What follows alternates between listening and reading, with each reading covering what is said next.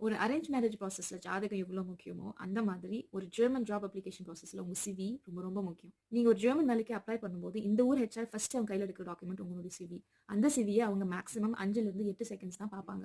அந்த குட்டி டைம்ல உங்க சிவி ஒரு பாசிட்டிவ் இம்ப்ரெஷன் கிரியேட் பண்ண மட்டும்தான் நீங்க அனுப்பின மற்ற டாக்குமெண்ட்ஸ் எல்லாம் கையில எடுத்து பார்ப்பாங்க. ஜெர்மன் வேலைக்கு அப்ளை பண்ற நிறைய பேர் அவங்க சிவில பண்ற 4 முக்கியமான மிஸ்டேக்ஸ் என்னன்னு சொல்றேன். அதை நீங்க உங்க சிவில பண்ணாம பாத்துக்கோங்க. Number 1, keep it simple. உங்க சிவியை முடிஞ்ச அளவுக்கு 1ல இருந்து 2 பேஜ்க்குள்ள சுருக்கி ஷார்ட்டா ரெடி பண்ணி வச்சுக்கோங்க. ரெண்டாவது விஷயம், ப்ரொஃபஷனல் ஃபோட்டோ. இந்த ஊருக்காரங்க ஒரு வேலைக்கு அப்ளை பண்ணும்போது அவங்க சிவில எப்பயுமே ஒரு ப்ரொஃபஷனல் ஃபோட்டோ போடுவாங்க.